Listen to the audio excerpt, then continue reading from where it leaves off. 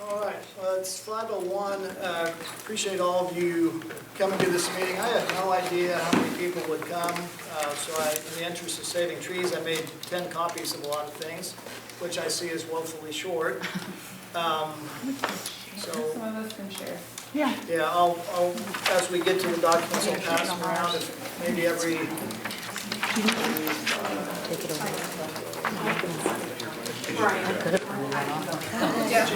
Yeah. I'll give you one.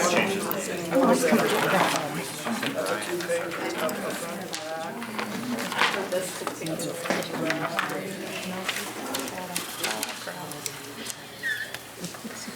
I should be behind. Actually, there's some pictures of it.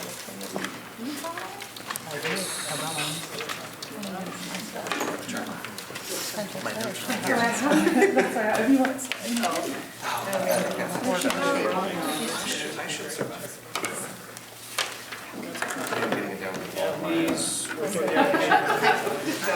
you, Eileen. Okay.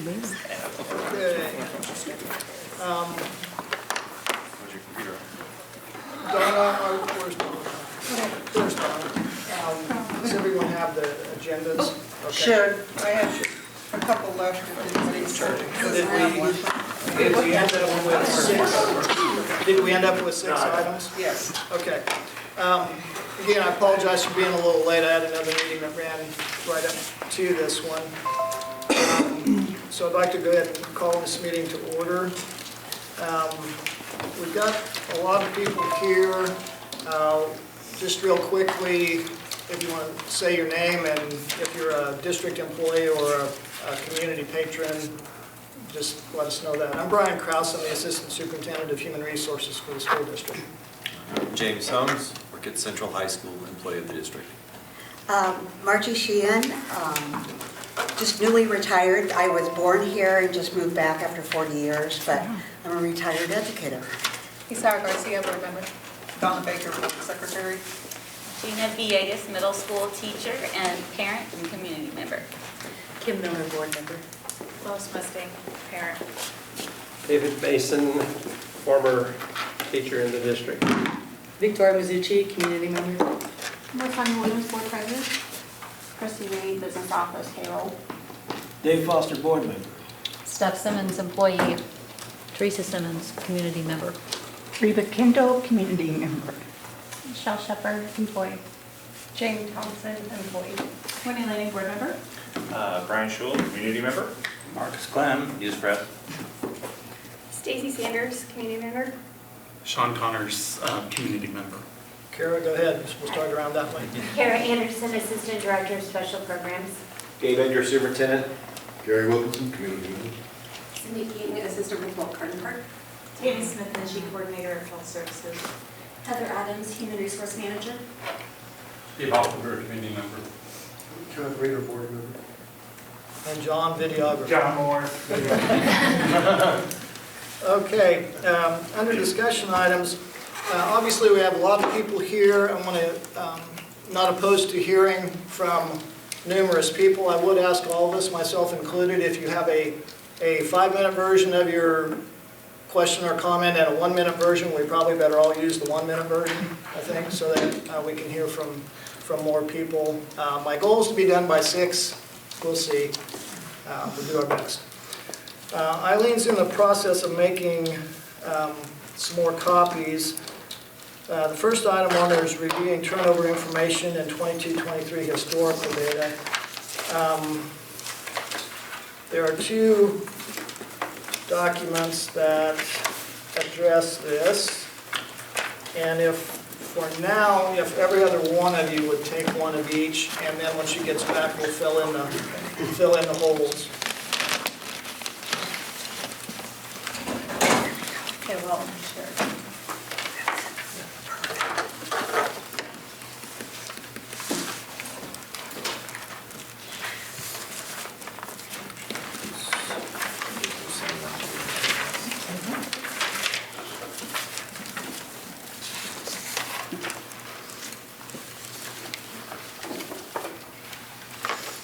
Okay, well, those are While those are going around, I'll just give you a little background on the paper, and hopefully Eileen will have a chance to get the rest of you some documents. Sure.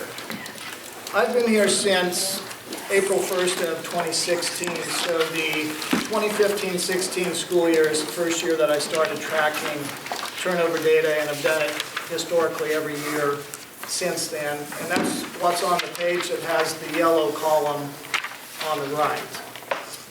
The other page is specifically about 22-23, which obviously is the last year that we have. You wouldn't happen to have a couple more of those? Eileen making a bunch more of all of this stuff, so we'll get them here as soon as we can.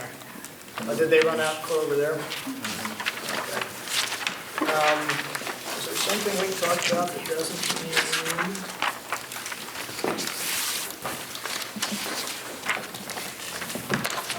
This is probably a Robert's Rule of Order nightmare, but would anybody care if I talked about number 3? There's no handout for that, and it's just a kind of an information item. Sure. That way we can wait until we have the papers. Overview of the wellness initiatives. One of my goals for this year, and will continue to be a goal, was to revamp and update our wellness program for employees. We changed vendors. We now use a company called WellWorks, and they have a very, I feel like it's a very user-friendly template and interface so that employees can track various things. It's got a lot of resources on it, tapes that people can watch, videos they can watch over all kinds of stuff, whether it's physical well-being, whether it's nutrition, whether it's financial wellness, whether it's mental health topics. So there's a lot of resources.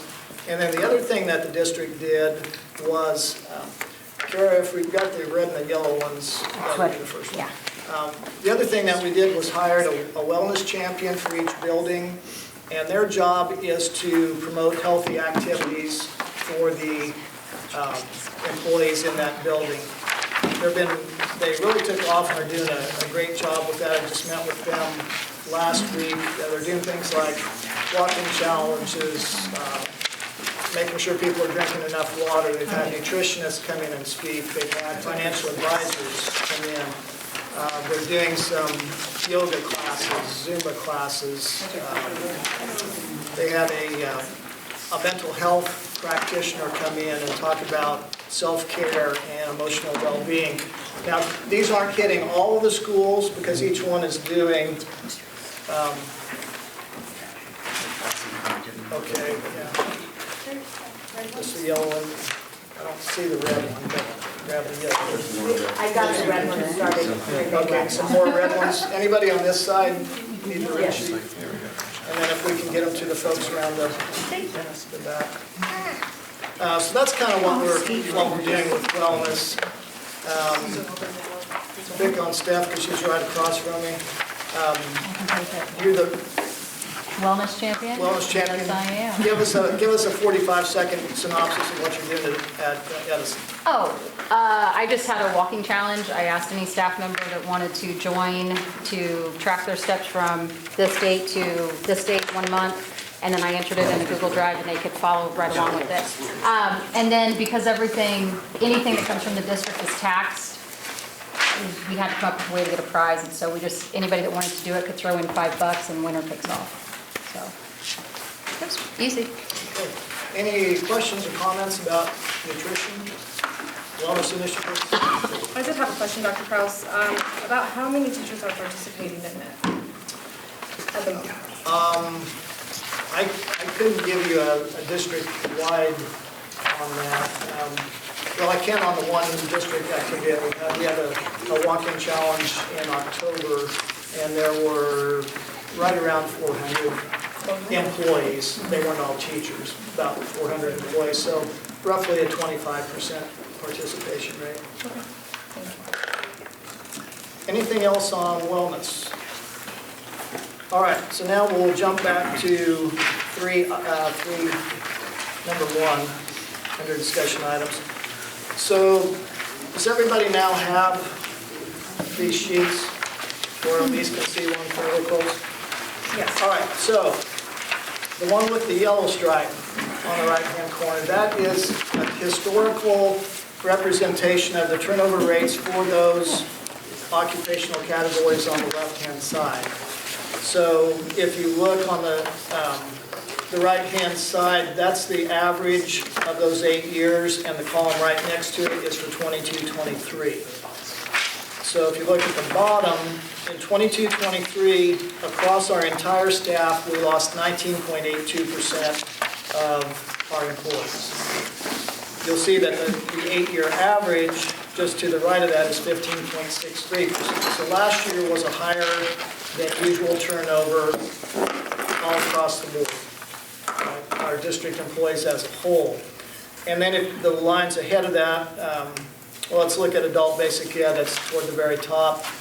Last year, we lost 15% of our adult basic ed employees, and the 8-year average is 13.25%. So again, a little higher than average. The majority of those categories, it's a little higher. Some of them it's a little lower, like counselors went from 10.53% last year, and their average is 9.43. So it's just going to vary from occupational category to category.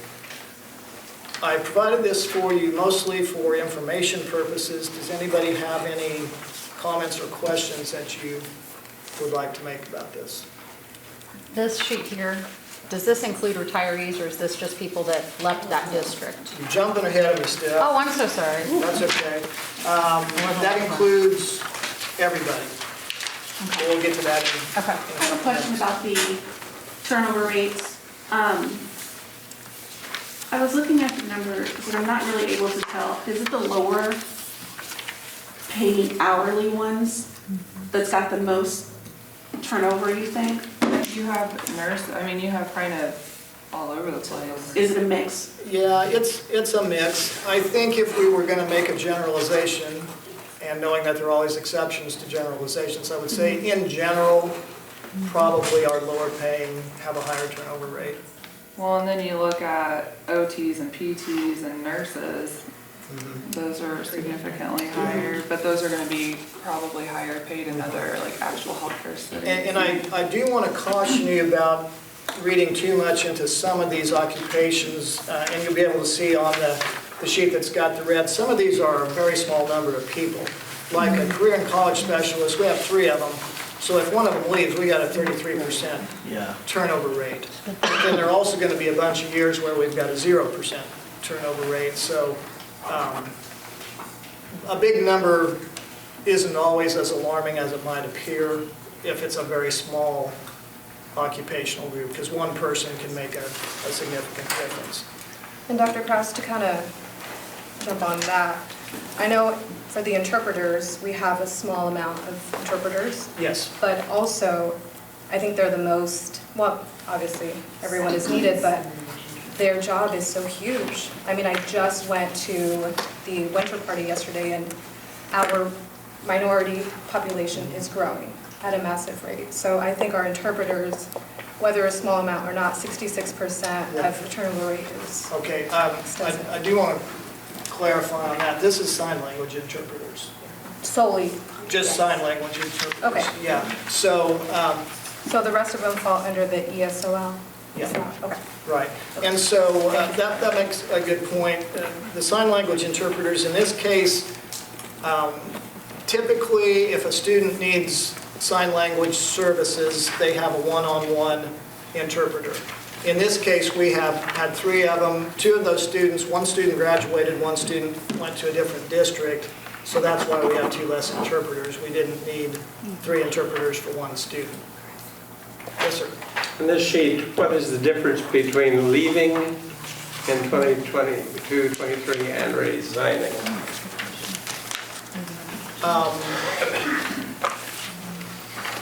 Well, that's just a total, like on line 4, on adult basic ed, there are 20 employees, 3 of them left. Of those 3, 2 retired, 1 resigned, and Oh, none of okay, them were. so that's how many left? Yeah, it's a cumulative. Okay. And then the next 3 lines should hopefully in every instance add up to that number. And release in this context means the district initiate the end of the contract for whatever reason. Yes. Okay, and again, this, had intended to present just basically as general information for everybody, but if there are specific questions, I'll do my best to answer them. Yes, sir. Historically, we usually lost about 100 teachers. We had more teachers in the 90s and 2000s, but that's not too far. No, I mean, in terms of the variance of the people leaving, if you look on the sheet that's got the yellow line, the teachers range from 9% to 19%, 9 being the lowest and 19 the highest. That 19% number was the year that we closed Lake and Humboldt, which I know was a hard experience for a lot of people, and we had a higher turnover than usual that year. Ideally, I'd like to, you're always going to have turnover, because you're always going to have retirees. So some turnover is inescapable, but I would certainly, instead of averaging 14%, I'd like to see us get back into that 9 or 10%. I think that would be reasonable and also something that we could handle much easier.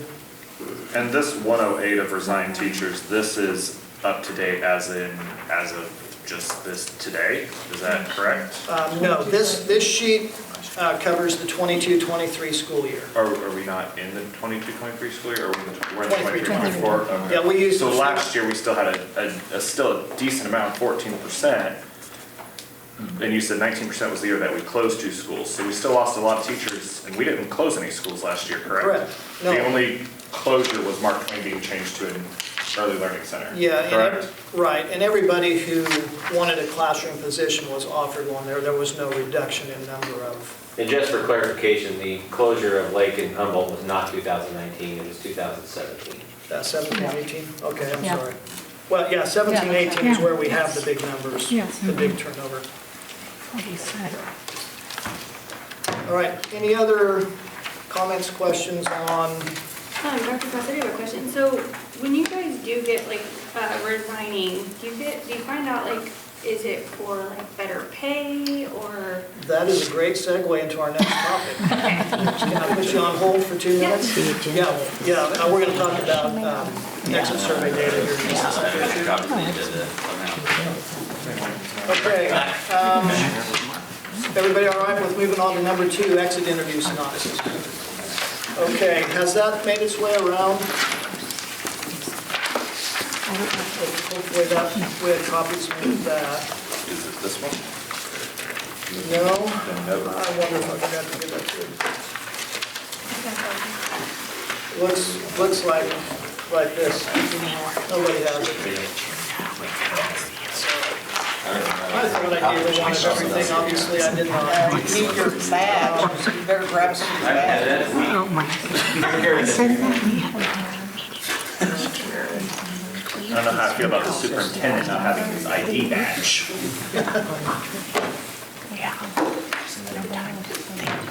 Okay, so in general, while Dr. Andrews making those copies of you ever. We got it.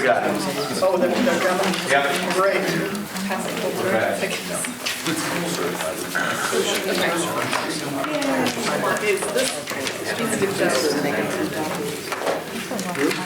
Everybody over here has this one. Yes, so maybe, no, we don't have that, but we do have this, so this needs to go over there as well.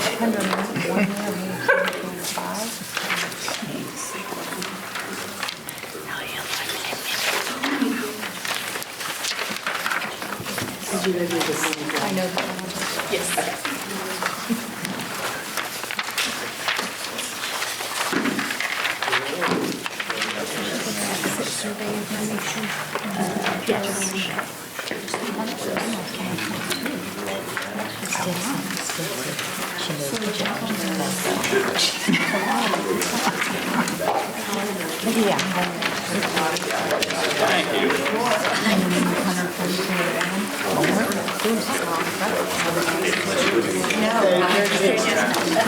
Does everybody have the one now that says classified exit survey on one side and certified on the other?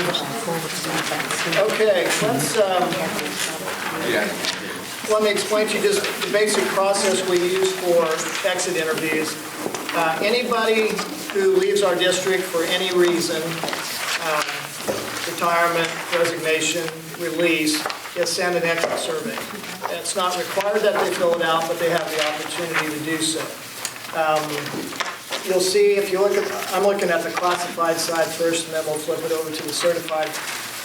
We had 33 employees who completed the exit survey, and you can see there what their job classifications were. And then at the bottom of the page, the bottom half, are the choices, the answer choices that they have for why did you leave. Now, those of you who are math inclined, you'll glance at that and say there's way more than 100% there. And there is. The reason for that is that everybody can pick multiple things if they want. If there was just one reason they left, they only pick one. If there were 3 things that contributed, they might pick 3 or 4. Okay? So the responses are given by percentage and then also the number of people who picked that particular response. What jumps out at you when you look at the reasons that classified staff left? Better wages. Okay, better, thank you very much, Eileen. Better wages, almost 40% of people. Okay, so that of the 15 of the 33 who said that was why they left. You'll notice there were also 8 retirements, and again, we're not ever going to have 0 retirements. There's always going to be people who are just through with their careers. And then some of the other heavy hitters were other employment outside of education was 28%. Dissatisfaction or didn't feel valued, appreciated was 28% on those.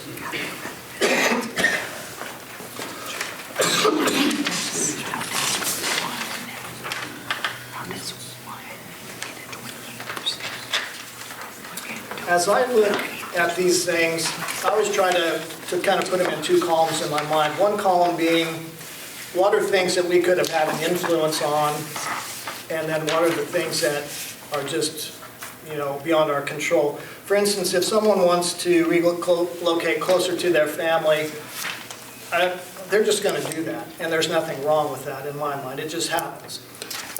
If they're saying, I didn't feel valued and appreciated, then I think we have a responsibility to be finding out, why didn't you feel valued and appreciated, and what is there that we could have done to help you feel valued and appreciated. Similarly, if they have family reasons, life happens. Some people are just going to have circumstances in their life that they have to quit or want to quit. If it's conflict with coworkers, that was a small percentage, but that's another one where we have some ability to intervene. The meeting that I just came from it's a salary committee. It's all employees that are on that. We talked through these same documents, and kind of the conclusion we came to, and James or Christy, correct me if I misspeak, but what we decided we felt like was a good idea to pursue getting more information on this topic was to have a survey developed, both for classified staff and certified staff, that focused just on this very small topic. Our certified staff take the Gallup survey, which is really, really long, and it's a Likert scale all the way through. So that gives us some good data, but it doesn't really allow a person to give specifics. So we're going to ask Dr. Lau to develop a survey both for classified and certified staff that will just hone in on this question. If you're thinking about leaving, why is it? Or why do you stay? And so we can get some information that hopefully will guide retention a little bit. Anybody have any comments there, or things that you feel like would be things we could do to improve the retention? Are these blind surveys? Or do you know who submitted? No, they're blind. So you don't know the positions either? Yeah, we know the position, like, it'll say what's your job, and they'll say para, but after that, there's no other identifiers, just their position. Is there a space for comments in the survey? No, and that's what we were talking about in the last meeting, that we want to develop something that gives them the ability to, well, I take it back, there's a comment section. But on the exit survey, this is just one question about why did you leave, and we want to get more specific information from them about that. Dr. Cross, I think it would probably also be helpful if you can see the location that they're at, like even if it's not, I think ideally if it was by building, and I'm not necessarily saying for like this level of discussion, but for you all to be able to say personnel issues in a building or culture issues in a building, that would, whether it's elementary, whether it's secondary, I think you'd be able to tease out a lot of culture issues based on building. Well, and to bounce off of Whitney's here for a second, I also agree with her, because how many teachers are we having leaving, let's say, for example, Carden Park versus leaving Oak Grove? I think that would also help with it, because then you're going to spin into looking at behaviors as well. It's like, are they leaving because of the behaviors as well? I did find it interesting on here that, and maybe I'm just reading into it too much, that better wages and benefits only had 25%, and accepted in position in another district is almost 50%, which. Okay, are you on the certified one, on the classified? Certified, I assume we were just talking about the whole day break. Oh, okay. Yeah, we can. I find that one particularly interesting, because I would hope that those two particularly would be closer in percentage, but with one being 25% and one being, I'm just leaving because I want to go to a different district, I found that kind of interesting. Yeah, and I think that is what screams off the page on the certified half. Definitely, that we had almost 50% of the people that left went to another district. I have a comment and then a question. Sure. I think that if we're going to support teachers, which are so critical for success, I'm curious, like, how much money is spent on staff development for the teachers? Again, for future drilling down the information, because we can support teachers with salary, and we can support teachers with staff development, especially on those tough issues, like what to do with disruptive kids and all that. Because I think it would be really interesting how many teachers are leaving us for North Kansas City and Platte. And I just think that's really good information, because I know there's a finite amount of money to support. Okay, so your question then basically was how much are we spending on professional development? Okay. Staff development. I think that would be interesting. But I think, like, based off of the results of the survey would help also. If we had that comment section that said, I have heard over and over again that the behaviors are something that, the teachers are just not willing to deal with anymore. So I'm curious to see how many teachers left us last year because of the disruptive behaviors. And I know that's not one of the selections that they could pick here, or maybe it falls under didn't feel valued and appreciated, but if we had maybe a choice that said the behaviors that I'm dealing with are just too much, or the comment section. That way, if that is something that is the leading factor for our teachers leaving, then we could develop the professional development of how do we deal with these disruptive behaviors and prevent it before it becomes a problem. But that, I think that could real easily be added to the exit survey, and then it could also be addressed in the survey that I'm going to ask Dr. Lau to put together.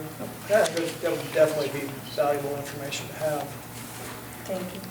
Do the teachers meet with like staff or administration throughout the year to kind of evaluate how they're feeling?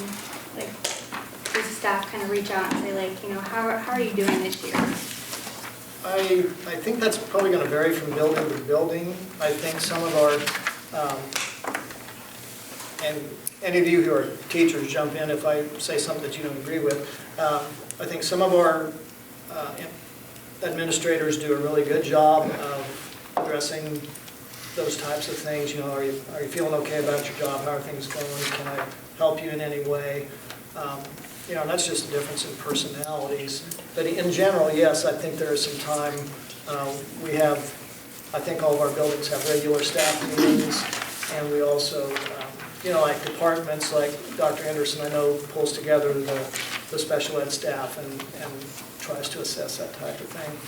Dr. Edgar, did you want to say Yeah, something? and I would tell you that last year I started a deal where I meet with every group, every single group in the entire district. I rotate it once a month, and that's been very valuable as well. Yeah, because I feel like it's important, even if you do like one-on-one with your staff, because then it makes them feel like you're kind of getting a good connection with people, and it kind of would bring up their value, like, hey, I'm having a good chat with the superintendent, or, my principal, and I'm getting a good connection with them, and then maybe that might bring up their appreciation. When it's not evaluative.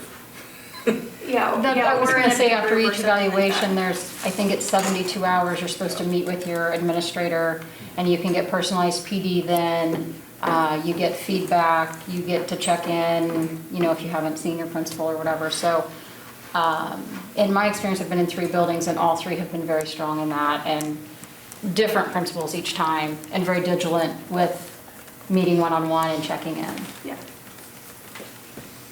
How many times are you evaluated, sorry? 5, I think? Maybe 6, maybe 7, The goal is 5? 5 evaluation conferences, or evaluations, and then you have your summative. Yes, and then we do data chats too, where we come in and talk about things, so that's a separate conversation that's one-on-one, and then anybody that needs additional support after an evaluation also gets that support too, so they would meet more frequently than So, like- somebody who had, felt So if you good. had like a teacher struggling with like a classroom of kids that were kind of disruptive, if they started saying like, hey, I'm struggling, like at that point in time, staff could step in and say like, Oh, hey, absolutely. this is where we're gonna hone in on this, and maybe that would help that teacher out. Yeah, and I can only speak at my building. We have a lot of support pieces in place that really are very, very helpful for people that have been around a long time or your second day on the job. Yeah. We have Behavior. math interventionists, behavior interventionists, reading interventionists, we've got. Family guidance, family social guidance, workers, social workers. counselors. Yeah. So we try to get the services to the people who need them when they need them. Kids and Sometimes it staff. doesn't work either. Behaviors, one, are lost in kindergarten and the early grades.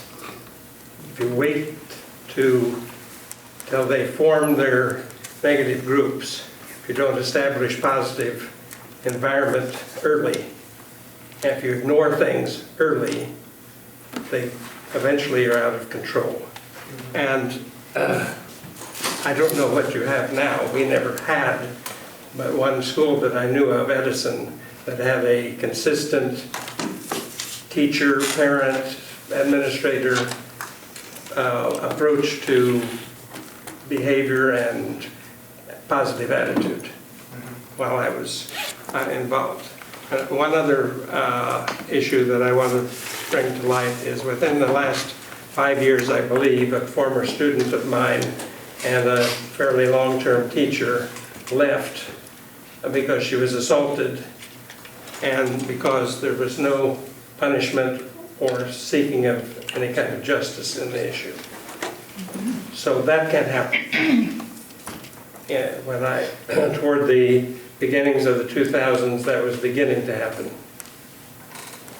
One of the children at one of the grade schools threw rocks at my wife, and nothing was done. In fact, to some extent, the child was rewarded by positive interference from the principal.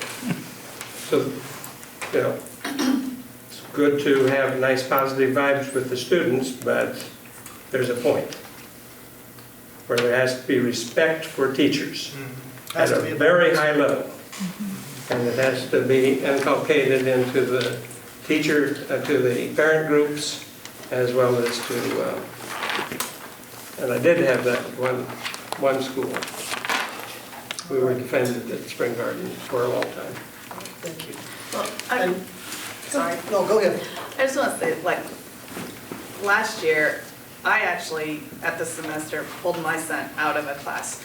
He loved the teacher, he loved the class, but those kids were so disruptive. I mean, it was like the whole room, and it was like, and he said that there were comments made that it was that particular hour of this teacher's class, and just, it didn't seem anything was done. And, you know, a couple of times when my son was on the receiving end of bad behaviors, it didn't feel like anything was done.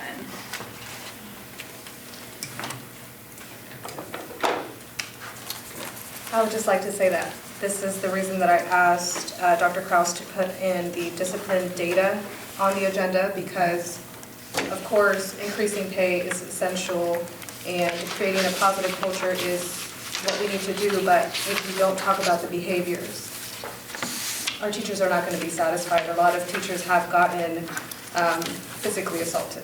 Right. A lot of teachers have dealt with students standing on the chair and yelling bad words at them, and we have to be able to support them as a district, so you guys brought up really good points.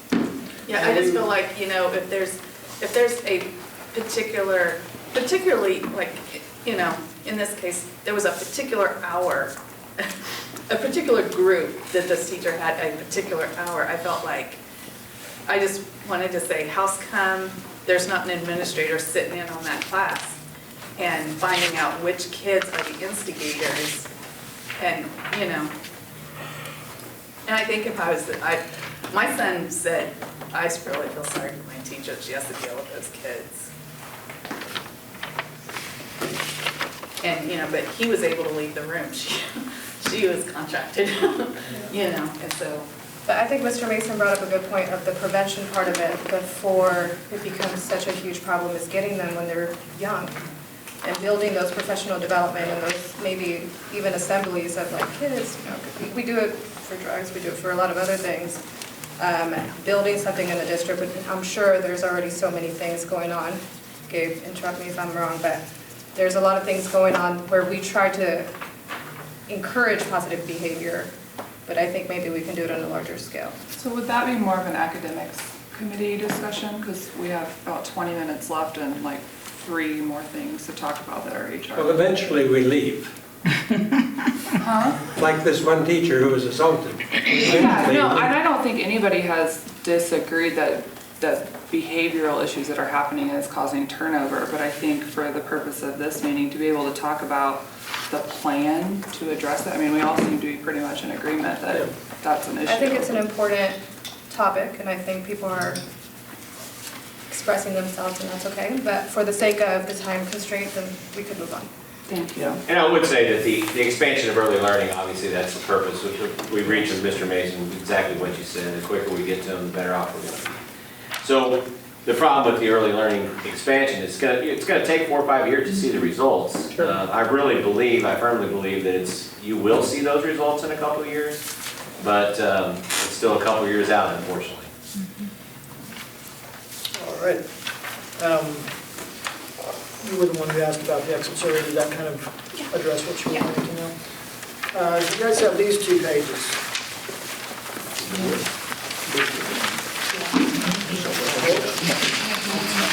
Okay, some do, some don't. Are they in the front and the back? Oh, yeah, here's okay. This is just an information type thing. There are, looks like a couple more here. Sorry, basically what it shows.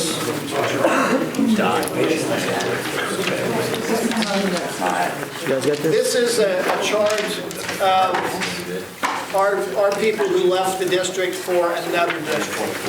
And this circled area here where you see the taller lines, that's the group of teachers that were between years 5 and 10 in their careers. To me, this is a huge issue for us. We're getting teachers well-trained. They come here for a few years. We build them into good teachers, and then they say, I can make $5,000 more at North Kansas State. And they get their masters. They get their masters. There's 40% of them with a master's degree, a second degree, that are taken off. Mm-hmm. Right, so that I put in there just for your information, and we'll definitely spend some time focusing on that. And then the other one, which really was no surprise to me, is teachers who are no longer teaching in a Missouri district. And over in this section that's circled, that is the people from between 20 and 30 years. And I think there's a logical explanation for that. That's the people who are retiring. You know, so that's going to happen. Are some of them leaving? I assume some of them are, but I think the majority of those are retirees, which when people are ready to retire, they're going to retire. I'm going to do that someday. I hope again. It'll be my third time. but- Right, but are they retiring at an earlier age at a faster pace than they did maybe 5 or 10 years? I think statewide and probably here too, and I don't have any data to support this, this is just my thought, is that I think for a couple of years, and it started with the COVID year, people were buying years of experience, which you can do, and then getting to meet the criteria for 80 and out, your years of age and your years of experience, or having 30 years in.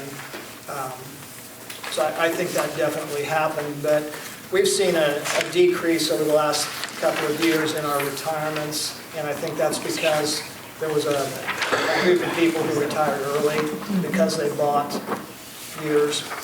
So I think that will, I think that's worked itself out at this point.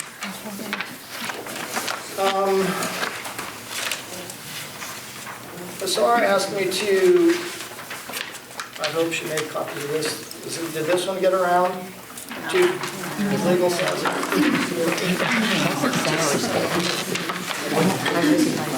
Can the attachments also be added to the online agenda?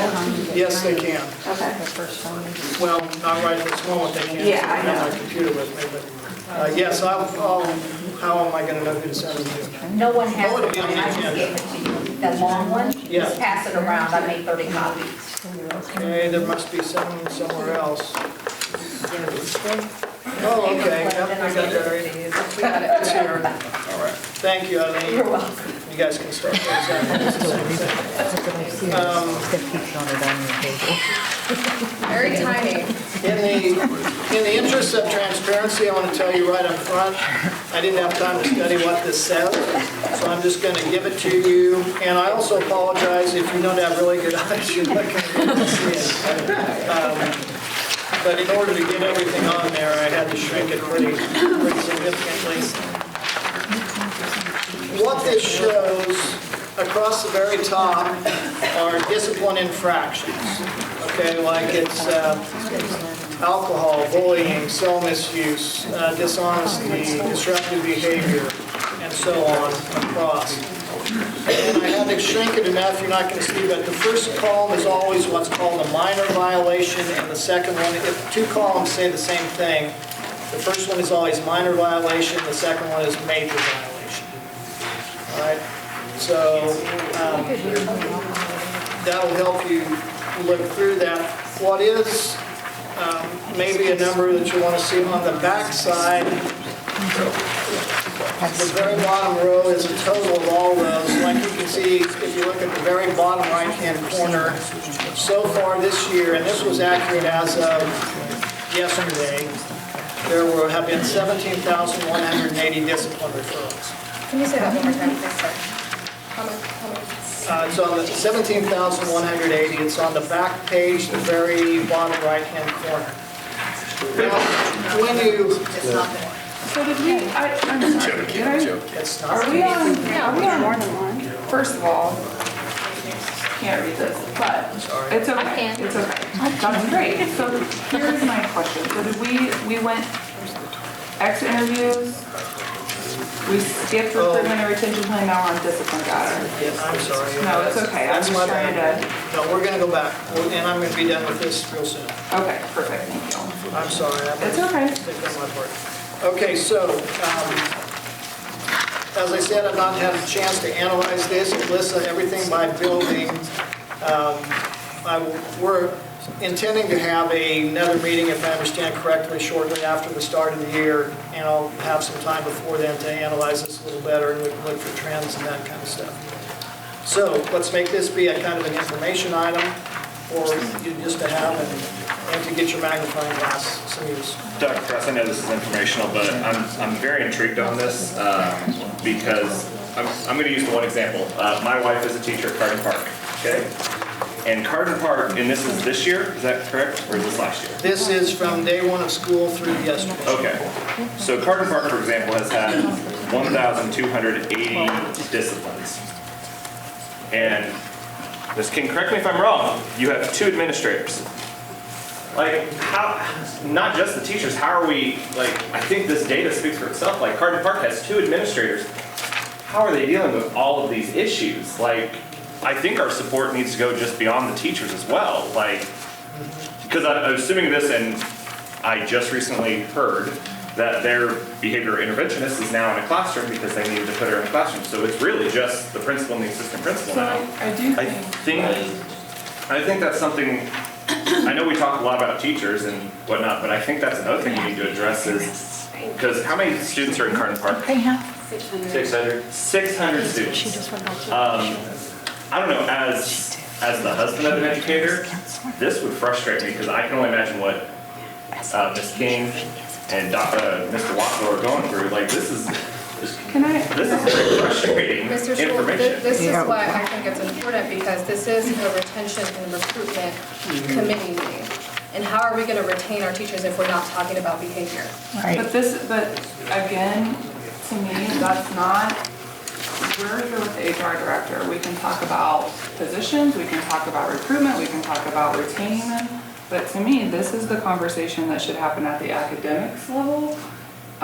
We haven't even gotten to like the bulk of the whole reason we're here is recruitment and retention plan that we put together to be able to prioritize it so we can figure out how to move forward. Again, we know that discipline is an issue. We know staff need more support. Let's talk about retention and recruitment because it's one part of that. But I think it's important that we know. It's just a glimpse, it's a good picture, and I appreciate it coming with this other information because now you can move into that because it's that glimpse, it's that, gives us the purpose of looking for. Well, and this is our data.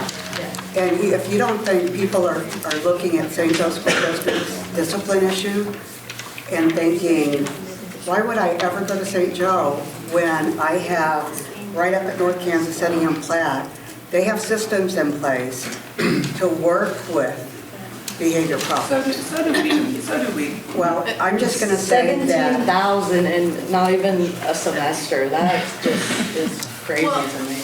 But that is a whole community issue. I feel like sometimes the schools get an unfair slam. That's not just a teacher or principal or behavior interventionist or counselor. That is a community issue. People don't write kids up lightly.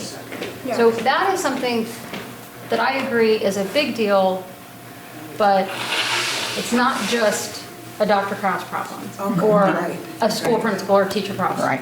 We gotta bring the parents. It's a community issue. And as the HR director is going to be able to allocate positions, not create systems to address behavior. So if you want Dr. Krause to be in HR to be able to identify things, the solutions he can bring are, would you like to hire more? And then Seegers is going to have to be involved in the allocations of that. But as far as a recruitment and retention plan, that's not the only reason people are leaving. We have support staff that are here. That's not the reason why they're concerned.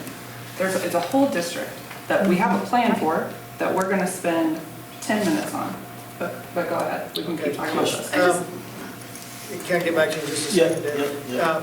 In terms of the time, I'm willing to stay longer. I don't feel like I was as prepared as I should have been for this meeting, and that's nobody's fault but my own. So if we need to stay longer, I'll stay as long as you guys want to stay, within reason. We're still here at 8, that's not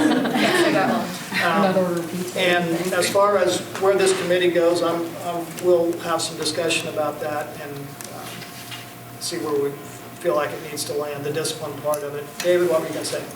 We consider setting up a recruitment and retention committee building by building on a smaller level to try to ask some of these questions, kind of like the wellness champion, to get some question and dialogue and answers before people make the decision to leave. To my knowledge, there's been no formal arrangement like that. I guess I'm assuming, I'm not a building principal, so I don't know for sure, but I'm assuming the building principals are having those conversations with staff, especially ones that are feeling that they're getting vibes that, hey, they're not happy here, or I'm afraid they're going to leave. I assume those conversations are happening, but like I said, there's no formalized process in place. I don't know when they're happening because they're busy writing up 17,000. Yeah, some of those are cell phones, some of those, I mean, if you look at what they actually are, cigarettes, I mean, those aren't fighting, they're not bullying, they're not things that we get a bad. It's just any little infraction is what it is. I mean, it's Anything that everything breaks a that's apart. school rule or policy, yes. They get married. There's also a reputation issue at stake when it comes to Yes. recruitment. So it is only one piece of there's a lot that goes into it. But if you're going to recruit teachers, and I'm considering applying to this district, and this district has a reputation, true or not, a reputation of being a bad behavior district, or students are challenging district, it's going to affect whether or not I'm going to apply. Well, we're a It's one part of 70% it. free and reduced lunch district, and Sure. that's And brings certain socioeconomics are playing a challenges. role as well. And our reputation is what we make of it, you know, I mean, Which is an excellent segue into this. yes, you're welcome. Okay, so, again, excuse me for jumping around, but we are now on number 4, their recruitment and retention plan. This is part of a presentation that I did at one of the Vision Forward meetings, and I don't think anything on here has changed. So I put that on there mostly just as a guide and a reference. In terms of our plan, at this, we're within a month, maybe 2 months, being able to say, hey, for next year, we want our teacher base to be this. Something we'll go to the board to ask them to approve salary structure, salary schedules. Okay, so that's one piece of the recruitment. What I can tell you is that last year, we did $1,000 on the base and step for everybody. This is my 8th year here, and the time that I've been here, that's the biggest raise to the base in those 8 years. Now, what happened prior, I don't know. But I know in the last 8 years, that was the biggest raise, and I thought, hey, this is going to be great. We're going to pick up some ground. And then when I got to analyzing surrounding districts, the average raise in the 30-some districts that we track was $1,700 to the base. So not only did we not gain ground, we lost ground. So that's one of the challenges, is keeping our salary structure competitive. We have a certain amount of money based on the tax levy that we get to operate our district. And we continue to fall behind a little bit there. In terms of recruitment and retention, we've done a number of things. In terms of, we feel like the wellness portion will be good. Our benefit package is very good. In terms of the insurance, the cost of the insurance, what the insurance covers. Insurance is expensive anywhere, but from the benefit side, we feel like we are certainly holding our own. Some of you are probably familiar with the Grow Your Own program and the Pathway to Teaching program. Those are two of the things that we are banking on being kind of stopgaps for our employment woes in terms of being able to find enough teachers. Grow Your Own is for current seniors in high school who want to be teachers, and we bring them into the program and give them financial support throughout college. We also have Grow Your Own for current employees. That's an employee who has less than a bachelor's degree but wants to be a teacher. We give them financial support. And with all of those groups, every year we give them financial support. They're signing a contract that says, I'll work for you for at least 1 year for every year that you give me support for my education. So we're hoping that's going to bring in people who are familiar with the community, love the community, are invested here, and that in return then they'll be long-term employees for us. Not only will it help with recruitment, but if they have a vested interest in the community, we think they'll stay. So it solves a retention piece as well. And then the thing that we've developed most recently is called the Pathway to Teaching program. That is for people who have a bachelor's degree in something other than education. Okay, so they've got a business major, they've got a chemistry major, they've got a whatever it happens to be. They decide they want to be teachers, we recruit them, we get them into what's called an alternative certification program. That's always a 2-year program that once they get enrolled in a program, we offer them a job, they immediately get what's called a temporary authorization certificate. It's good for 2 years. That allows us to pay them off of the teacher salary schedule. So let's say a para who isn't making a whole lot of money wants to get in that program, they go from their para pay to their teacher pay automatically once they get in the alternative certification program. Last year we marketed that on a small basis just to employees, and this year the plan is to push that out to the general community and just to people in general. We'll advertise that on our website, just like we do any of our other positions. So we're operating on the belief that there are a lot of people in the community who are interested in education, who are invested here, who love this community and plan to be here till they die, that we can get them maybe to help us out as teachers. So we're on the recruitment and retention plan. Yes. We don't have a recruitment and retention plan, though. Right? A handout of it? No. Okay, so. It was in the board docs a couple of months back. Right, so I think what would be helpful is if we continue having these meetings, and I know that they're ad hoc, but if we keep having these meetings, to me, the recruitment and retention plan, if it could be used pretty much similarly as at the academics plan. If we're seeing, here's the plan, here are the goals, here's what's being implemented to achieve that. Is it successful? Is it not successful? And then we can kind of talk about like, well, what's working, what's not working. And then I know that you had a list of a lot of different ideas that some had big price tags, some didn't have big price tags. That we had talked about the board prioritizing those moving forward, which I think would be really helpful if you have staff that are able to say, yeah, that you may not see as a board member that needs to be a priority, but as a staff person, it would be really helpful. Those are the things that I think, and I know this is the first time we've all met, so we're kind of getting our feet wet here. But that's the type of data that would help me as a board member.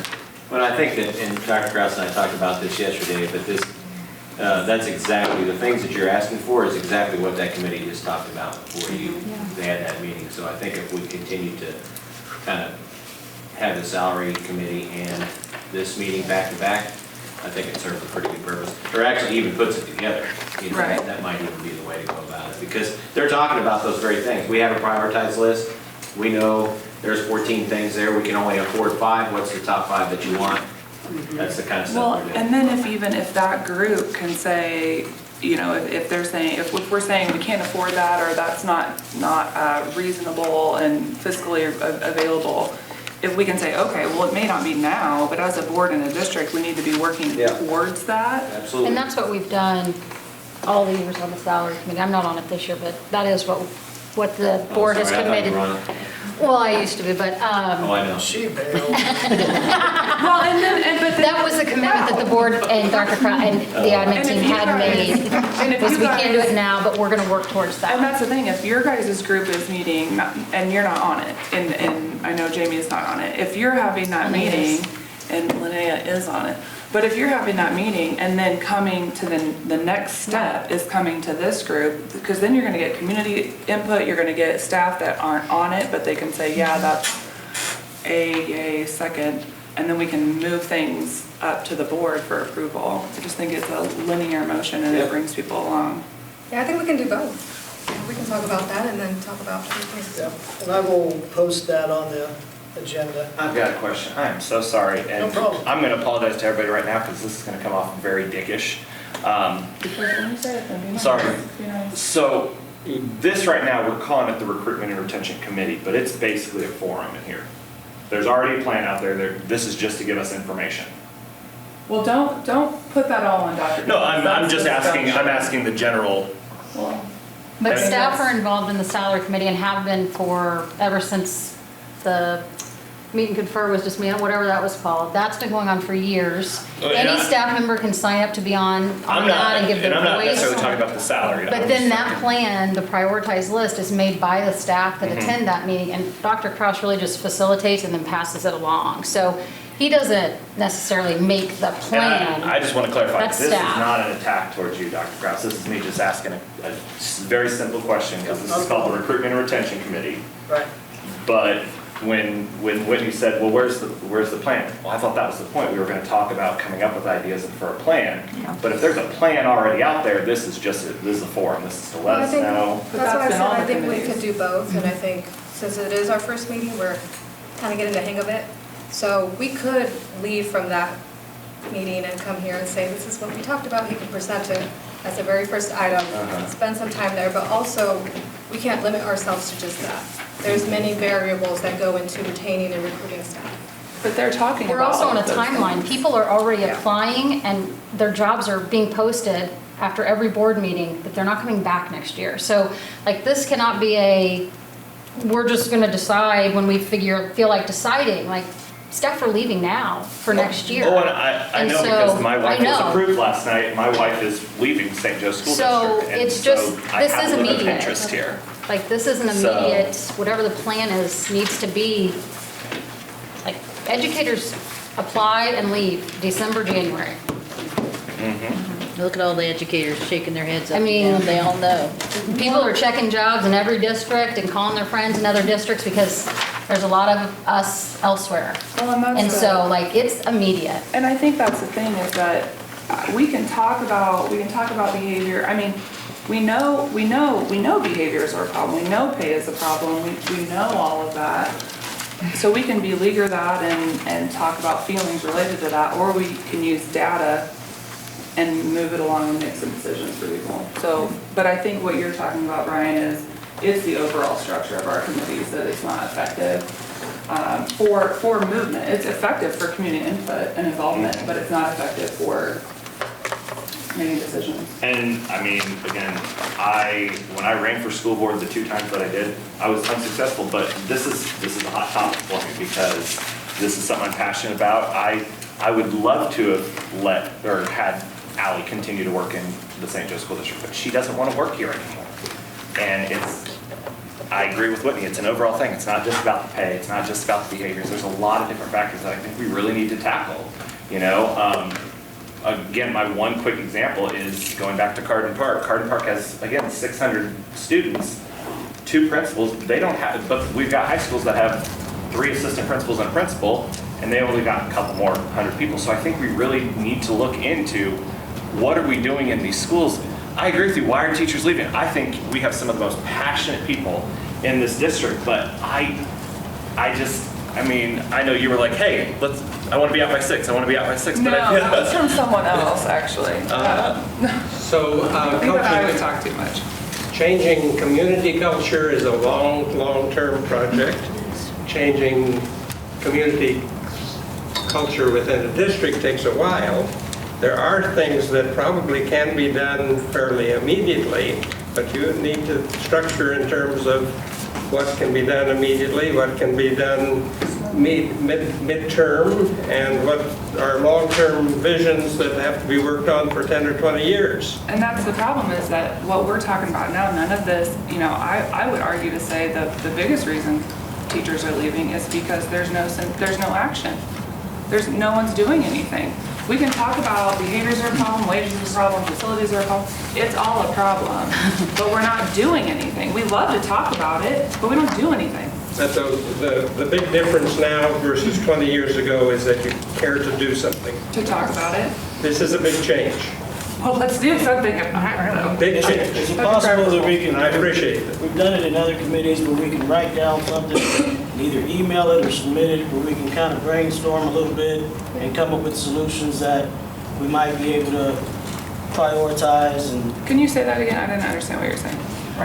So is it possible, like we've done in other committees, where committee members, board members, community members can write down areas of importance and possible solutions, email them and submit them so we can kind of put together some priorities? But think about how our committees are structured now. There are no members. It's the whole community.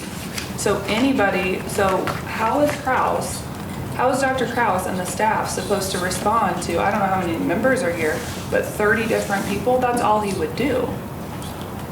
What are you suggesting? A change in the committee structure, first of all, but second of all, some sort of linear process between the staff salary committee on to here, and that we take the plan and we work the plan. Mark off the plan based on what the staff say and move it forward. So then, how do you give everyone in here a voice? I think, again, that becomes the problem is that I understand, I'm glad that there are community members here, I love all of that, but if you want to give everybody a voice, create forums, have forums. Committees are for getting work done and moving things along. We can be emailed, you can come, we can create. I'm just saying, we have to start moving things forward, we just keep talking about the problems.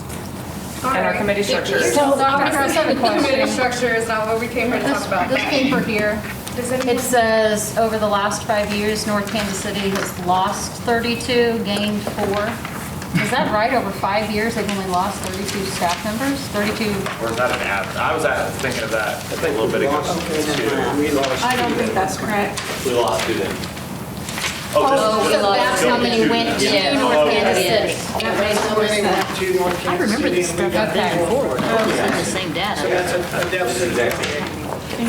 Well, Is it updated? I just real quickly think that the board should become very familiar with your policies on student behavior and make sure they're being enforced because they're not.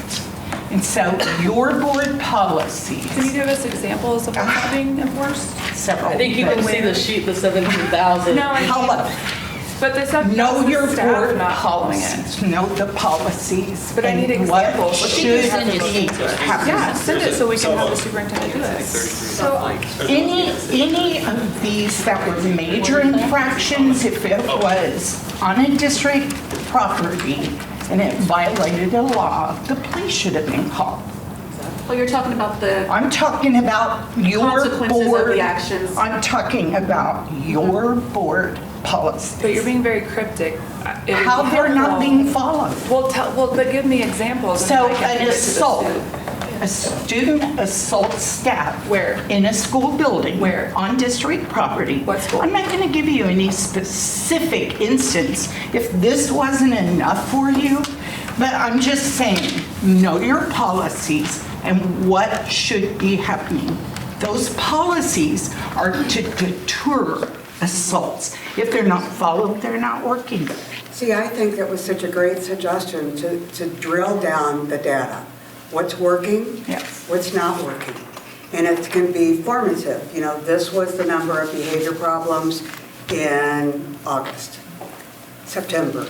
But we have individual schools. Some schools are doing very well.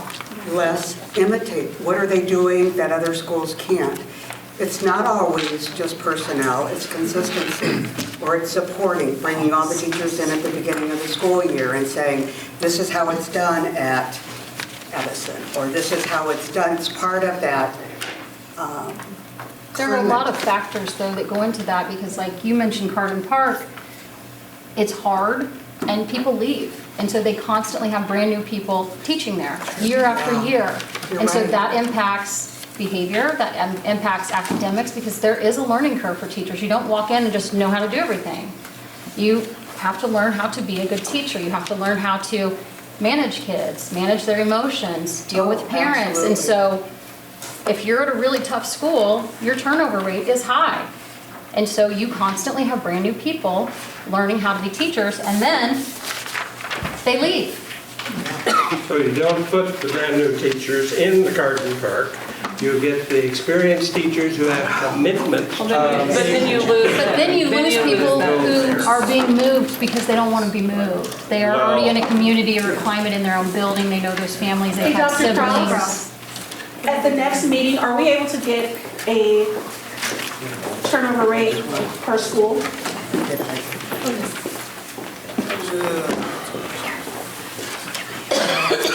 Yes, it can be done, if I can pull it. through the computer, I don't know where I'll have to go through each of those by hand. I'll do my best. I appreciate it, thank you. I think it would be If I have to go through that by helpful in hand, order that to would take see. hours and hours and hours and hours. Excuse me? If I have to do it by hand, that will take a really long time, but I'll try. You might be able to I just hope email not. principals and say how many brand new staff do you have, and just have them shoot you back an email real quick. Yeah. That's a great Okay, idea. so retention by building is what you're asking for. Since we were talking about this sheet, because now I'm gonna ask an actual question, what are the highlighted yellow ones? No. No? You don't know? Oh, she was asking No. where we were on It's like- the agenda. I'm sorry, I put that on there for my own use. The ones that are in yellow are the districts that I did a comprehensive salary analysis on. Okay.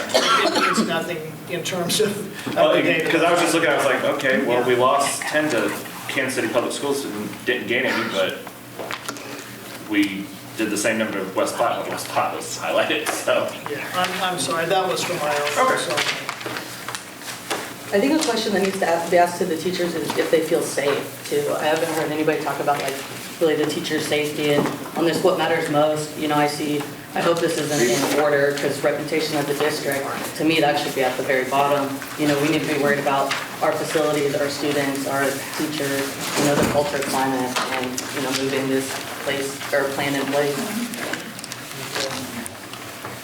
I do agree that this is a 5-alarm fire, like you guys are saying, because of time of year. You've got somebody sitting here with an experienced teacher that's just left. This chart right here that shows when they leave after their 5 years. 5 to 10. I guarantee you this chart, I have seen this probably 4 times in the last 20 years when I've been on committees like this. We know it. We know it. We know that's when we lose them. That's what affects academics in our area because we get these teachers trained. That's when they're at their best and they leave. We got to pay these teachers to stay. That's the number one thing we have to do. This district has fought it for 20, 25 years. $500, and then the next year they freeze their salaries, and then the next year they threaten to do something else. That is the number one thing that we need to do to try to retain these teachers, and you need to get that off of the discussion and move on to the serious things about discipline. I mean, that should be the easiest problem that this district has, is paying teachers. The rest of this is going to take a lot of work.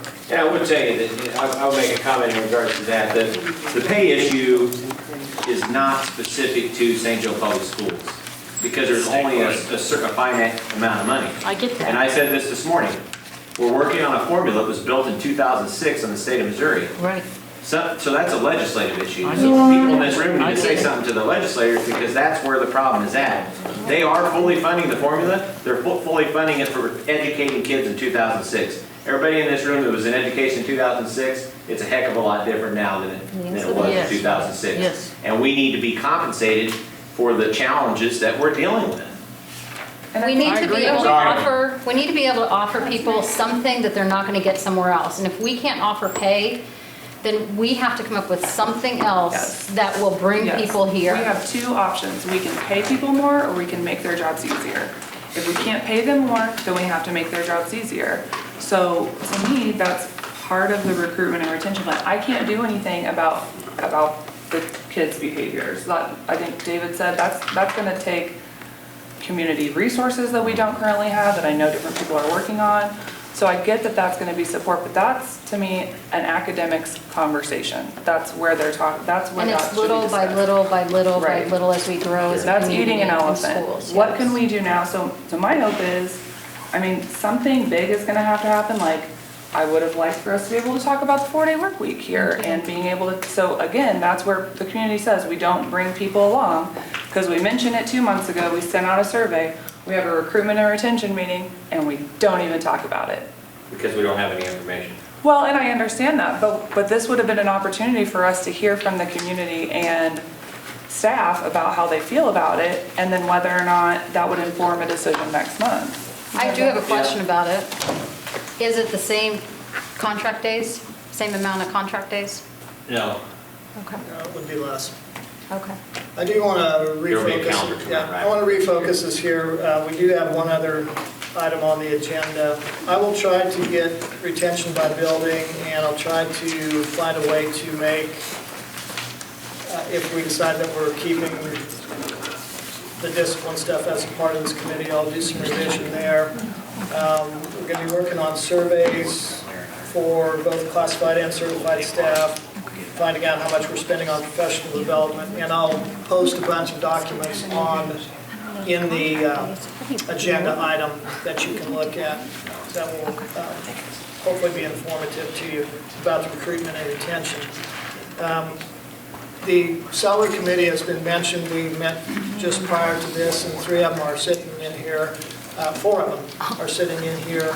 At the end, I asked them, and Mr. Mason was in the room at the time, I asked them if you could do one thing, what's the first thing that needs to happen in order for retention and our recruitment and retention to improve? And James agreed with me, if the rest of you don't. I think it was unanimous in that we need to address salaries first. That needs to be the first thing that's done. Absolutely. Now, that's a whole different beast than anything else we've been talking about.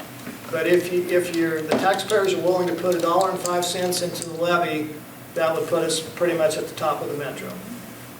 People would come for money. Yeah. They would commute for money. I mean, they're already commuting away for money, so maybe they could just work where they live. I mean, so. Sorry, I think I had a quick brain fart. Is this separate from the no increase levy, or is this? Oh, yeah, it's separate. It's completely separate. Totally different. Okay. So here's I agree. I had asked for the support staff pay rates because I know that Ms. Duvall had brought to the academics committee meeting, and I think that's just further proof that we're still teasing this out. But she had brought para pay to the academics committee meeting, so we asked for that to be moved to this meeting. I know that Nutrition Services has talked a lot about how their competitors have increased. I know we have some nutrition service staff here. So I think what you're talking about, absolutely, like you have to pay people more. But I think if we can figure out where do those pay rates need to be in comparison with either if our biggest competitor is North Kansas City or Platte or whoever. I know in St. Joe, it's, for nutrition services, it's Missouri Western and some of those other providers. So if we can figure out where do we need to be, how far behind are we, and then how do we get there? Do we, is it an allocations issue? I know that we're already in a $3 million deficit, so we got that issues there. But if we can figure out how to get there, and then if we're like, we can't get there without a levy increase, then we can build that case. I can already tell you the answer to that. We can't get there without a levy increase. But I think being able to see across the board what should nutrition service staff be at? What should paras be at? Where should everybody be? And then work to that point. But again, that's us bringing the community and the staff along, saying, hey, we know that you're concerned about this. We know that you're working on it, and this is part of the way that you're going to have to get there. City approved the law enforcement tax and, for supporting our law enforcement. Our community's value in education is sus sometimes. I understand. But I think if you can really show, like, the community wants us to be better. Our stakeholders, our partners, they want us to be better. They want us to have nice facilities. Okay, let's do that, but here's what it's going to take to get there, and let's work towards it. And Rance. As a teacher, I have worked with a couple of paras, and I had a couple of really good paras. One left the position to get a job working the line on Triumph Foods that paid more. And the other one left to get a job at Hobby Lobby, which paid more. And that's the thing, is our competitors are not just because education is a hard job, working with kids is a hard job, so our competitors. And for paraprofessionals, if they're doing the physical work, like in a special education classroom, physically cleaning students or changing feeding tubes, diapering, and things like that, it's a physical job and it's not easy. I would just like to say that I am the kitchen manager at Edison. This is Michelle, she's the kitchen manager at Central. But for nutrition services, I think that one of the reasons that we're losing people and people are finding higher paying jobs is the starting rate is less than a bus monitor. You can go be a bus monitor and still have the summers off, and you actually file unemployment in the summertime, so you get your full pay. Whereas nutrition services right now, they're annualized, so if you take their pay and you annualize it, they really only make like $7 an hour. But you can go be a bus monitor, get unemployment in the summertime, still have summers off, still have your afternoons off, and make more money. You can go to Missouri Western and work and do just breakfast and make more money. We have such skeleton crews right now that when you come work for us, you are not the fruit person, you're not the vegetable person, you're not the baker, you are everything this year. It used to be enticing because you had a good schedule. You came in and you just did fruit, or you just did vegetable, or you would just main dish. It was good because if you were a single mom, you could be off and still have time to get your kids in the afternoon. But in this economy, both parents have to work, and this job is way too stressful. You can go to McDonald's and make $15 an hour, and you do not have to worry about a kid getting into peanut butter and having to run up to the nurse's office for an EpiPen. The responsibility for our nutrition people is big, and it's really frustrating that they only make $12. And I think that that's the Annualized. things that we've talked about. We've talked about, Dr. Krause this summer when we talked about, you know, we have EDGE staff who we're paying significantly more per person because of the contractual cost of that. I know that, But is that the only way we can get subs? You guys talk about this at No, all the no, board no, no. meetings. Isn't that because there were no subs prior to using this company? We didn't have enough? Yeah, and I'm not saying that, but the problem they're having specifically with paras, and I don't, DLO's not here, but the problem they're having with paras is that they'll put a para in with a contractual provider, I'm not sure the name of it, but they're working right next to somebody in the early learning center, and they're getting paid more per hour than our para is, and they work together because they're contractual. So I think there are some little things that we could figure out. How do we start making those jobs easier and making those jobs better? Some of these things. This year this is the first year in years that we've had to do raw hamburger. So I know that doesn't sound like a big issue, but when you have a skeleton crew and you get huge logs of raw hamburger and you have to fry it to make new recipes. We've had a whole new menu this year, so they put a lot of new items on there that take a lot more work than when you get like prepackaged taco meat, you know, and we can just get that together. Now we're frying these huge logs of hamburger and we have to like drain grease into bags because you can't put it down the drain and let it get solid and put it in the but when you're doing all that work with less people, and then even if they send you more people, if they're not trained and they're brand new, you're trying to train them on allergies. You know, we have a lot of allergies, different dyes, peanut butter, fruits that they can't be around. We have to make sure that they don't get around those things. We have touch allergies, ingest allergies, and some of these are life-threatening allergies. And we're asked to deal with all that, a harder menu this year with less staff, and it's for starvation wages. I'm just going to say it. I have a question. We've lost 5 people at least within the last month and a half that had at least 2 years or more in our department for better pay. And they can find jobs where, you know, they can still have the summer off or they can work 6 to 2. You can go to Missouri Western and work 6 to 2 for Acme and make $18 an hour. And they're not even worrying about allergies.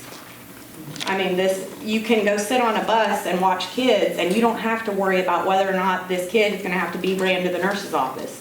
It's a lot of responsibility. I have a question. You mentioned, how much did you say a levy? Like $1? $1.05. Okay. And how high would the lowest paying person be at that? Like, to me, I'm a parent. I don't work in this school. I'm a parent. And to me, it's insane that anyone who has to pass a background check or is responsible for other people's children's safety makes less than $20 an hour. Okay, now you went up to $1.35. Well, I mean, these are the people taking care of our kids. No, I don't disagree with you. I would love to have more money to go out. Yep, that's. Well, Whitney, wasn't the starting para pay like $13.60? And she's saying 12 something? Yeah. 12.30. That is, 12.32, yeah. so like when my To me, daughter was unconscionable. 19, started working at Menards, she was making $18.90 an hour. Yep. And I think that's the thing, we do have, Dr. Krause, he's, you know, been very nice to me with all my questions in the last 7 or 8 months. But we haven't made those, just like with everything else in this district, we have not made steps over time. We haven't made steps over time with pay, we haven't made steps over time with facilities. So now we get into this point where it all needs to be overhauled. And so that is my point of, we can talk about all of these kind of different issues, but until we identify the competitive salary rates by position, what do you need to get at?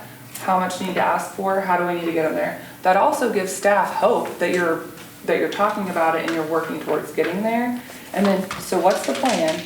And then other strategies by position. So what can we throw money at? I know that's not the fiscally responsible way to say it, but what just solely needs money and what can make people's jobs easier? And if we can attack those two things and every month chip away at them, you'll see improvement. I think you need some immediate solutions. I think the board has to come to some immediate solutions at the next board member, or we are going to continue, the job list is going to continue to grow because people are going to be leaving over December and January all across the board. 5 people there. Well, and I would like to say, I am the president for the Nutrition NEA, so this is not just, I'm here to speak on all of their behalf. Like, so I hear all of their concerns. I'm only here, I talked to Kraus about this. I know that, you know, I know that it's a money issue, like that we don't have a lot of money to spread around. I'm just saying that this year has become increasingly desperate, if I can, and so that's why I'm here, is I'm hearing it nonstop. I'm getting phone calls nonstop. People are quitting nonstop. We are getting, I mean. It's on fire. Yeah, I don't know what else to do. We're at the end of our rope. And I know that, I mean, I know you're not going to be able to fix it and pay us like, or pay the, and when I talk about pay, I'm not necessarily talking about our managers, but I mean, of course, we only have, you know, a manager in each school. I think that we've done a salary comparison with Kraus, and our managers do make decent money for surrounding districts. Compared to school districts? Yes, we did compare them. So, but for our assistants and our subs, that pay, and those are 90% of our workers. I mean, we can't run the kitchen without the assistants. Were those lower than other, because I do think to start, you have to start with other districts, right? You can't just start by, and over childcare, we have the same issues. Like childcare is not going to be able to compete with for-profit corporations for sure. We are there now, but it's taken us 8 years to get there. So I think if we can start with the comparative salaries by positions that we need to go to just to be competitive with other schools, what's it going to take to get there, the money, and then the other solutions. But then start doing something. If we don't start doing something, we just keep talking about it. It's like the boundaries. It's like everything else. Well, I will say that I think that this year, part of the reason it is more, it's become this desperate is it's a combination of things.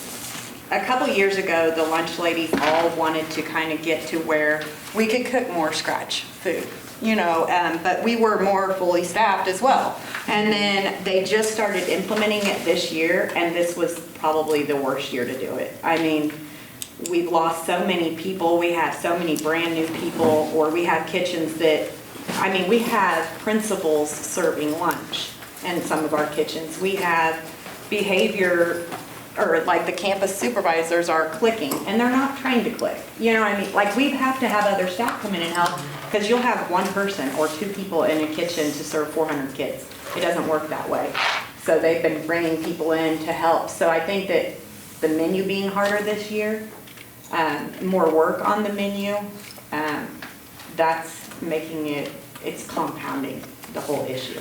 Are any nutritionists having to work off the clock, or did they end that? No.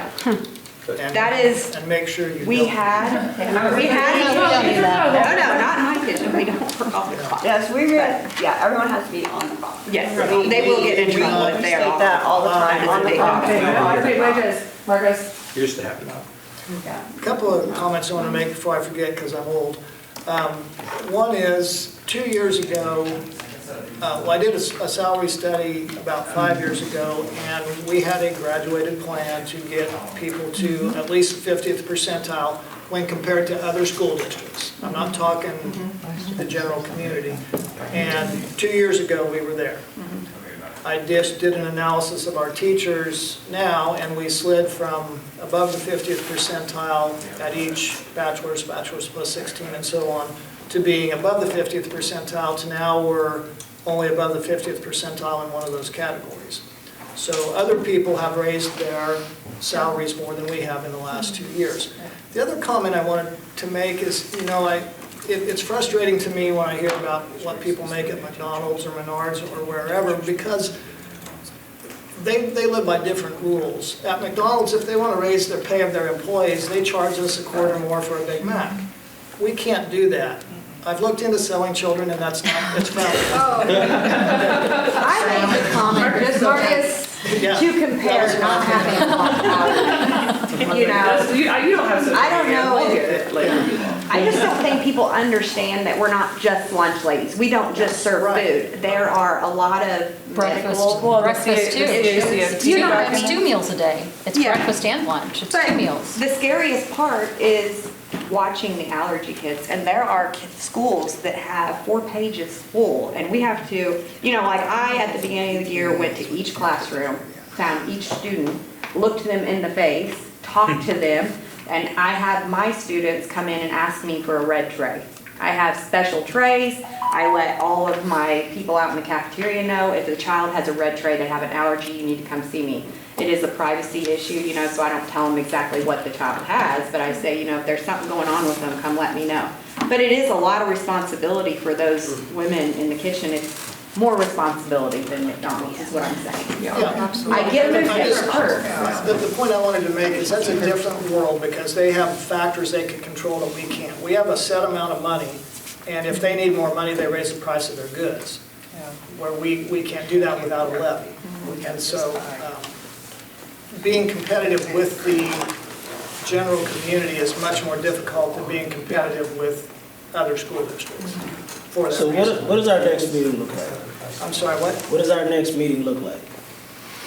Well, I don't know yet, David. I'm still trying to get through this one. So this is a as-needed committee.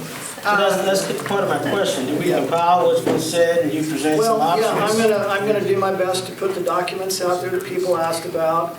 I'll get, the salary committee asked about producing a survey for both classified and certified staff that was shorter than the Gallup, that would drill down specifically on why did you leave or why do you stay, that would have some comment boxes so they could get more information to try and get that ball rolling. So I have a question. And I'll just start by saying, I don't think you should bring it back here. Are you saying that you would bring the survey back here for input? No. Okay, good. No, when we have results of it. Okay, good. No. Oh, well, I didn't know some people might expect you to, and I would not. No, I think when the survey's deployed and we have results, this would be a good, a reasonable place to bring it. Ms. Lanning, you were the one who suggested the support staff pay rates. Is there an element of that you wanted to discuss that I haven't touched on? What I was, and we kind of had blended into that. To me, I know that we identified this committee as an ad hoc committee. I think that too was a mistake. When we have recruitment and when we have turnover rates of 20% and we have an as-needed culture and recruitment and retention committee, that those two priorities do not align. But also, if you're saying that you have a wage comparability study that's it's several years old. Somewhat outdated, if we could work on getting that, if that's the number one issue that staff are saying, like wages are the problem, which we understand that, inflation. One, we focus on the pay, what that has to look like, because if we were gonna do a levy, we'd wanna do it in August? Potentially. Probably. So, again, this is where we have the conversation, people view it, people tell people, they see us working on that, and then we approve ballot language, we have to approve it at the May meeting. We would approve it in May, they've seen us talking about it for 6 months, then they're able to ask questions and vote on it in August, so that's a nice leeway for that. In the meantime, while we're doing the salary, then we're talking about other strategies that can make things easier, that maybe don't cost money, when you're talking about taking to the board edge staff, you know, we have to use edge staff, like I understand that, but there are some other things that potentially we could do that make things easier, that improve culture. Those are my thoughts. One of my questions, I'm sorry, go ahead. No, go ahead. One of my questions is, how many students does the Grow Your Own program serve? And should we look at increasing, you know, the pot for that budget? Well, and that's in the plan, right? Yes, that's part of the plan, and that's one of the documents that I'll post so everybody can look at it. And so when we And have that's not a that plan, finalized document, that's a work in progress, I want everybody to know and that. when we have that plan, then we look at the plan, and every single month we say, okay, is Grow Your Own where we should put all of our focus, or that should be a high priority? Zend in, should that be a high or a low priority? Like, those types of things. But rather than, what I fear for the way that we have committees set up is that everybody gets to come, everybody gets to ask for things, which I think is great, but it puts so much on the plate of the staff. They're running in all different directions. But we already have a plan, just chop on the plan. I think we can do both. I mean. But you're gonna wear out the staff. You're gonna have another job that he's doing besides. Let him, if he working for presents what he committees. presents, and some of our questions are answered with what you present, which I would guess they probably would be, then, you know, I think we take what you present, and if anyone has questions, then we can move on. Yeah. But then somebody can come the next meeting and ask the same And I question think we we started can with. Well, that's okay. address committee structures at a different time. But from what I got, we don't want this to be an as-needed committee, we want it to be a monthly meeting.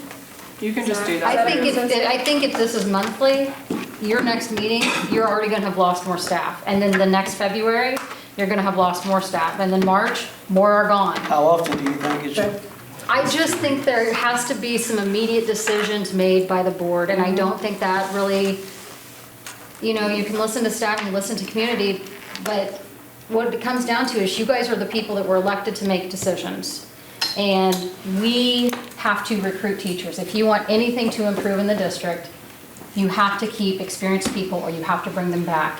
And if you wait till the end of January, then the end of February, they're gone.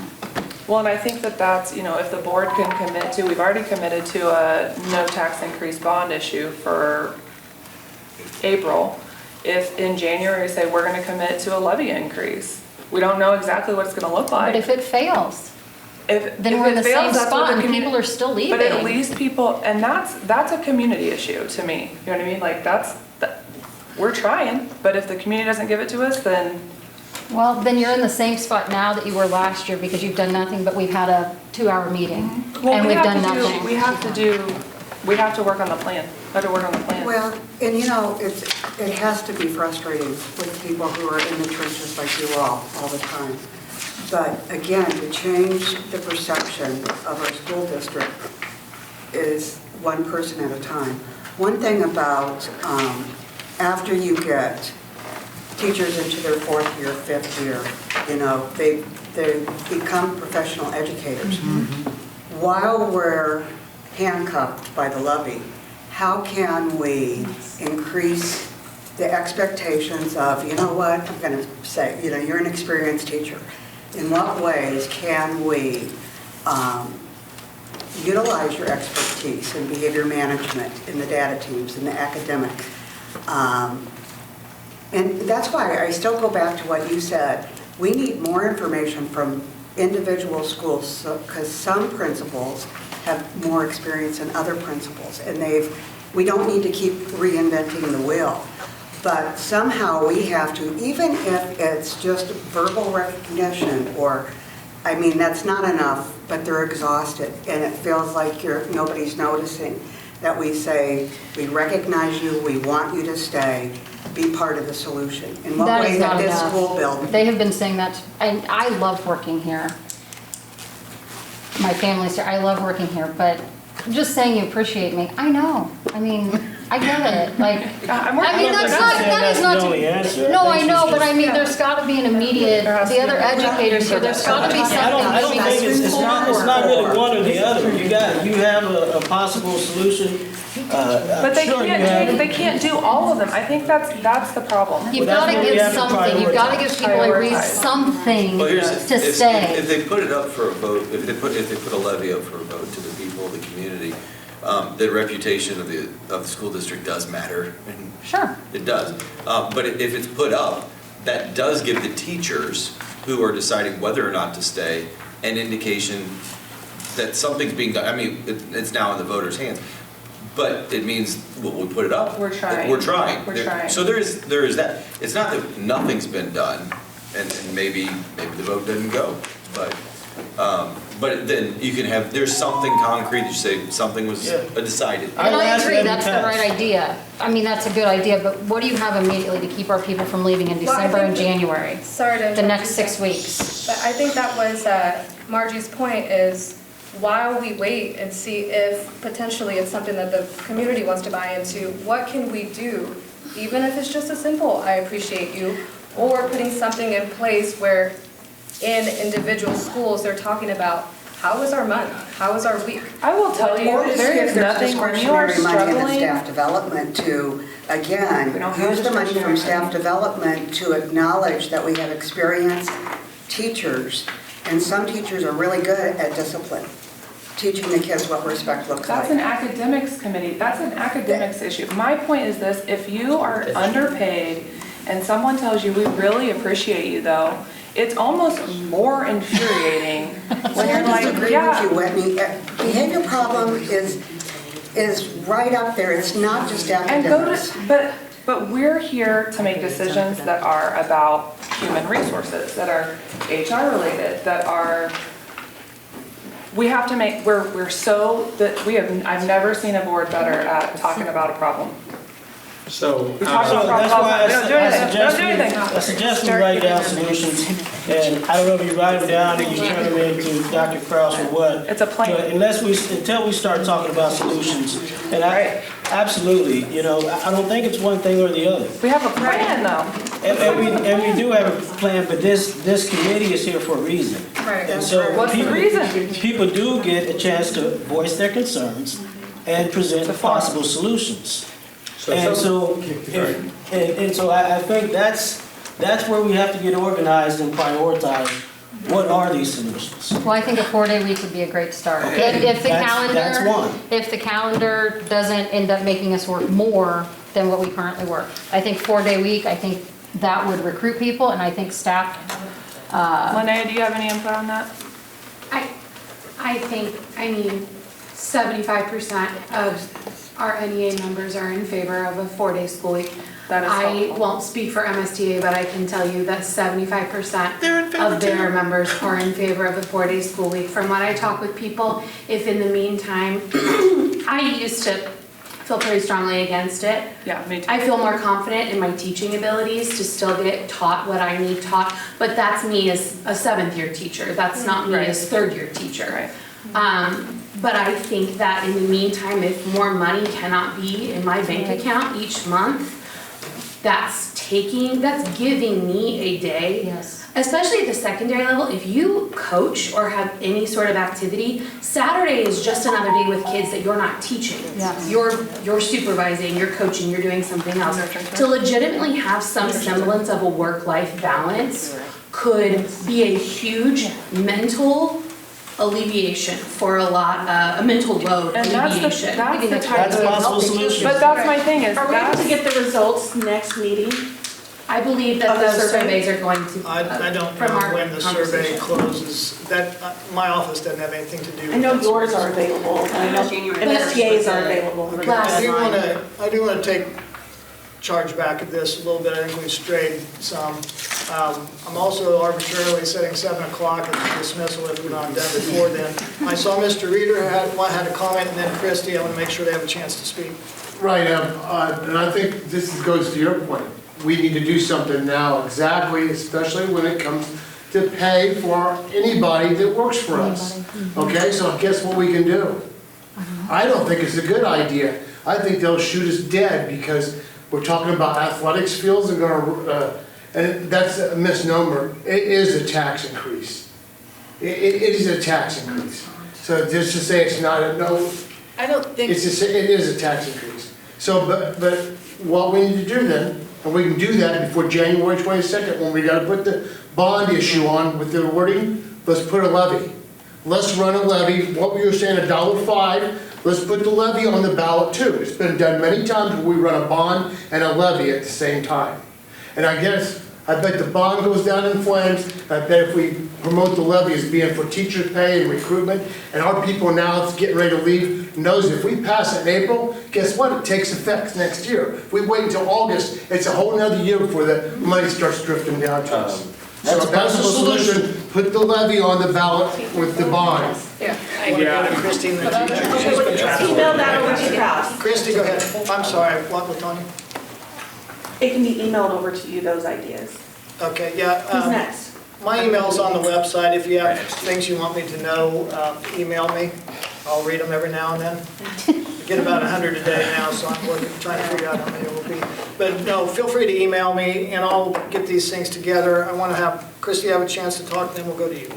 Okay, I was just gonna say, do you know when, like, to get those surveys out to the employees, what kind of time frame you thought that would happen? Just because I thought it's important to maybe get some feedback from the employees, because if you look at this, reason that they leave, you know, didn't feel valued and appreciated, 28% for classified, and then also even for certified, the 35%. We, you know, to get more input from the actual employees currently, like how would you feel, what would make you feel appreciated and valued? And even though it may not be the levy, it could be smaller things that we could take a look at if we could actually have some ideas. Like, you know, just to say, I didn't feel appreciated, but exactly like, well, I didn't feel appreciated because, you know, I did this and it wasn't recognized. Or what if for people that are doing the day in, day out, I mean, it does mean a lot to get recognized, which doesn't cost anything. But it would just give us some ideas of what, you know, some ideas of where we could go to try and maybe implement some other non-monetary solutions, but we just have to have some feedback. Great idea. Your initial question, if I heard you correctly, was when will the surveys be out and deployed? Yeah. I don't have an answer for you for that because I haven't even talked to Dr. Lau yet, and she'll create them. We'll move it as quickly as we can. Just so we can kind of get, you know, to get the feel for the employees, you know, what their timely and present. Once it's now. deployed, it doesn't have to be out long. If it's Yeah. only going to be employees, you know, we leave it open for a week probably and bring it. Okay, Brian? Just a couple things, then I'll shut up for the night. I will, speaking on behalf of being married to a spouse of someone who's leaving, yes, I can see where your point is, but my wife has heard you're doing a great job so much, she's sick of it. Like, it's not doing anything for her right now. So I will respectfully agree with Whitney and respectfully disagree. Like, yes, you can tell them we appreciate y'all that. It's not doing anything at this point anymore. And then the other thing I want to say is, Kenny, I get where you're coming from with putting them both on the ballot, but I would almost be a betting man and say that both of those options will fail if you put both of them at the ballot at the same time. So if the board wants to go back to the next board meeting as quick as they possibly can and change their minds, and instead of putting the no tax this first go around, put the levy up first and then no tax later, I think that's a way better option. I think if you put them both at the same time, it's gonna flop. But I think the levy's a great idea. I think if this group of community members and board members can support the levy and go back to our respective groups and really push for it, and our fellow community members see that we're supporting it and that the district's supporting it, I think that's gonna pass a lot quicker than the no increase bond. If we really want to tackle an immediate issue right now to keep our educators, our staff, our paras, our nutrition, everyone, I think that's probably the route that's really the board members that are still here need to discuss and be like, maybe we should rethink the no tax and just really put all our efforts on that. And again, part of the problem is the only time that we have to talk about what we want to do is at a board meeting. So there's not a lot, I mean, it just, the structure is going to make us take a long time. How soon are we scheduled to meet again? We are on schedule to meet again. Donna is the scheduling queen. I schedule you when you tell me. I don't know the answer to your question, David. Reasonably soon after we come back from break.